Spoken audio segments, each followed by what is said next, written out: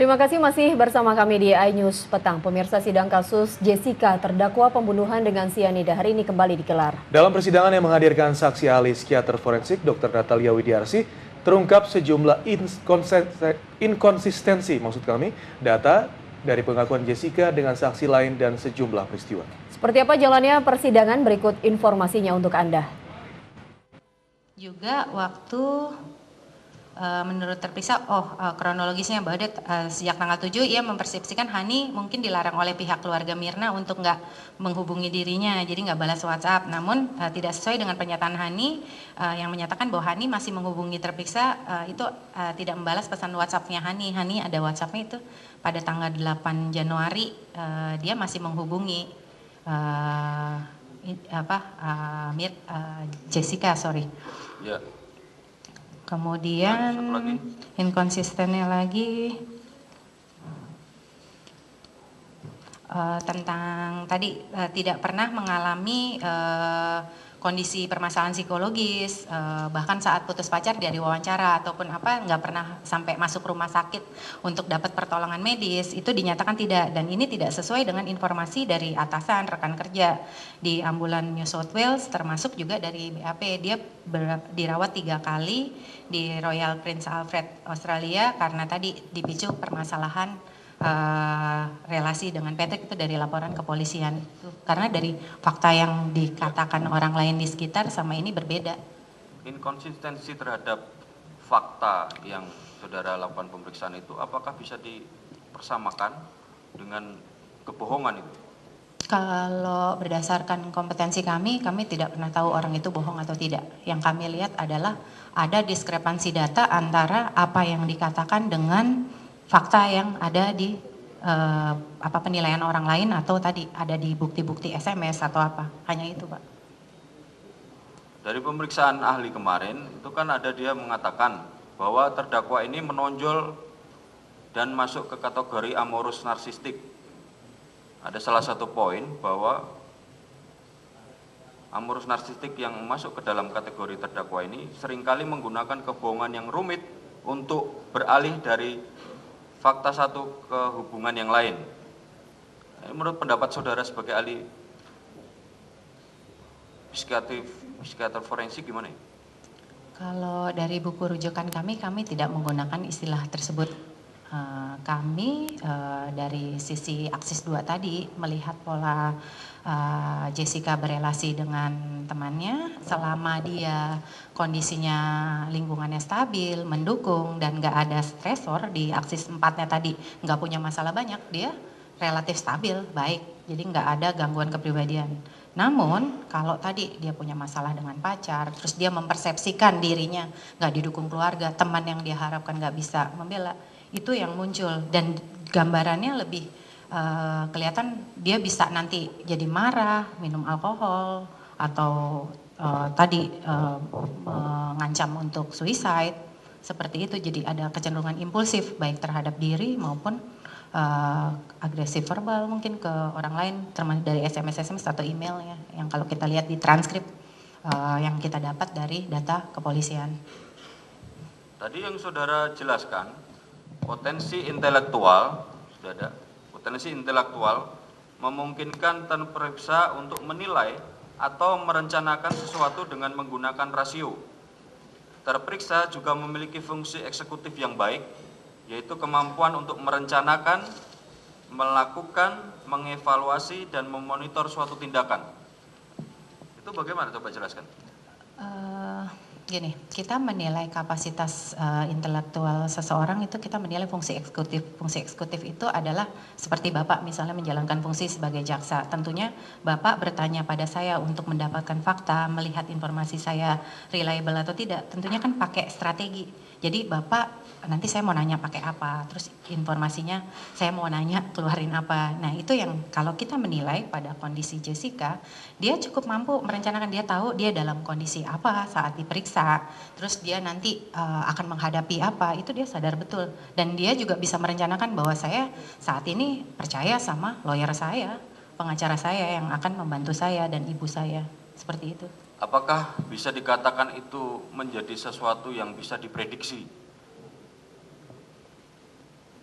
Kalau orang punya judgement yang baik, punya ini, pasti kita sudah bisa memprediksi. Seperti kita kan, kalau kita nyebrang sembarangan kita udah pasti bisa memprediksi. Kalau kita normal, kita daya pikirnya nggak retardasi misalnya, kita nyebrang nunggu lampu merah atau apa, itu kan judgement. Tapi kalau anak kecil, dia belum berkembang, dia bisa lari.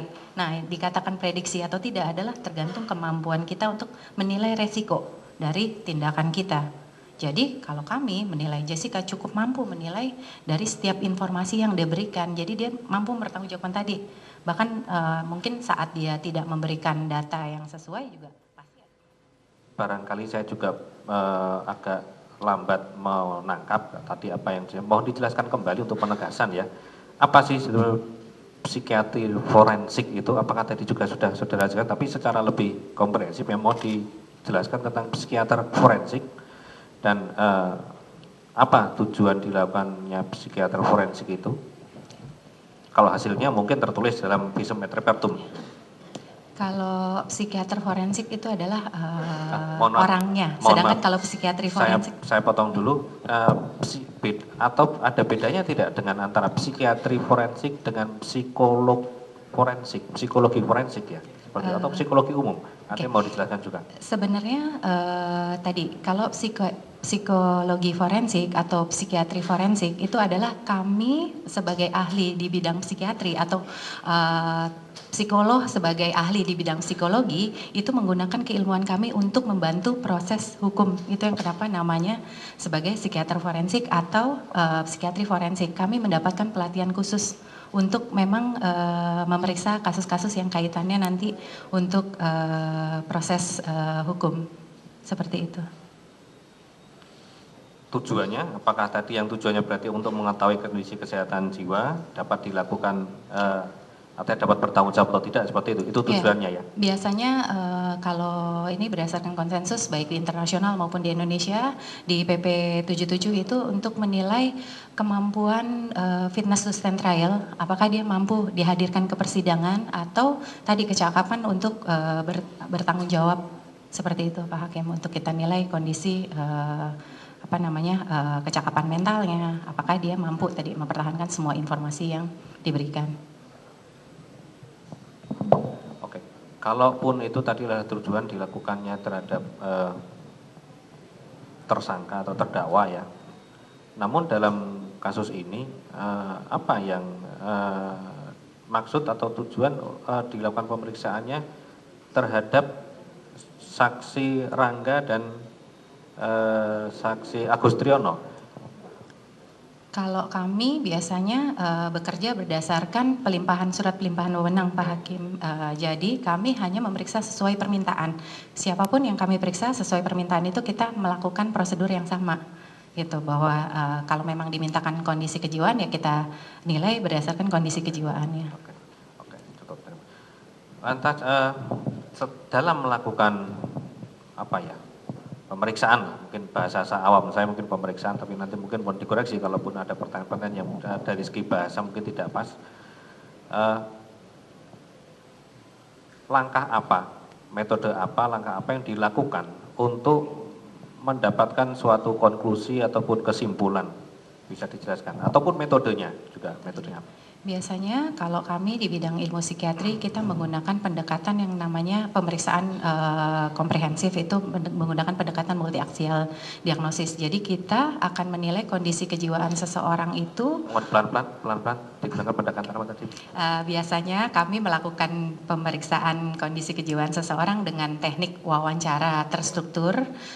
Kami menilai dari terperiksa benar-benar menanyakan apa yang dia rasa, terus kita juga menilai apakah saat itu ada apa yang dia pikir, apa yang dia lakukan, karena biasanya perilaku seseorang atau yang kita lihat emosi seseorang itu terkait dengan apa yang dia pikirkan dan apa yang dia rasakan. Jadi kita nggak bisa menilai seseorang hanya berdasarkan observasi saja. Jadi kenapa kami melakukan teknik wawancara terstruktur. Nah, selain teknik wawancara terstruktur, kita juga melakukan observasi dan pemeriksaan klinis, yaitu kita menilai status mental seseorang.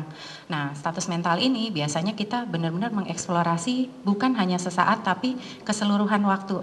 untuk mendapatkan satu diagnosis penyakit tertentu gitu. Nah, kalau aksis 2 itu kita menilai kondisi kepribadian seseorang, bagaimana seseorang itu berespons terhadap tekanan atau dia mempersepsikan tekanan itu dampaknya apa buat seseorang, dan dari situ kita bisa melihat apa yang akan muncul, apakah karena kepribadiannya tadi, pola dia beradaptasi tadi yang menyebabkan timbul satu gangguan misalnya. Nah, yang ketiga biasanya kita juga akan melihat apakah kondisi kejiwaan yang tampak pada orang tersebut berkaitan dengan kondisi medis umum. Apakah dia ada sakit-sakit tertentu. Makanya biasanya kadang-kadang kita memerlukan beberapa pemeriksaan penunjang. Seperti kalau kita duga, oh dia kok pakai obat tertentu ya. Dan kita ada data itu, kita juga akan melihat kalau diduga orang itu pernah ada gangguan emosional, kita juga bisa melakukan pemeriksaan tambahan. Apakah MRI kepala atau pemeriksaan aliran otak di kepala, EEG misalnya, rekam otak, untuk menilai apakah ada gangguan di otaknya yang menyebabkan orang ini jadi timbul satu gangguan perilaku misalnya. Nah, yang keempat, itu aksis 4, kita juga menilai apakah keseluruhan ini justru bukan karena kepribadiannya, tapi lebih karena stresornya yang banyak. Orang ini lagi punya masalah banyak, itu yang kita biasanya akan menilai sepanjang setahun terakhir hidup dia, apakah ada beberapa masalah-masalah kehidupan, baik di pekerjaan, baik di relasi dia, dengan hubungan dia dengan teman, keluarga, pacar, itu akan kita eksplorasi untuk mendapatkan gambaran utuh. Dan yang terakhir itu adalah aksis 5, itu multi aksial diagnosis, kita akan melihat fungsi seseorang. Karena seseorang itu dikatakan gangguan kalau dia tidak bisa berfungsi. Nah, itu kita akan lihat apakah dia bisa bekerja, bisa berelasi dengan baik dengan orang lain. Seperti itu Pak Hakim, nanti yang kita tuangkan semua temuan-temuan tadi ke dalam laporan yang kami buat.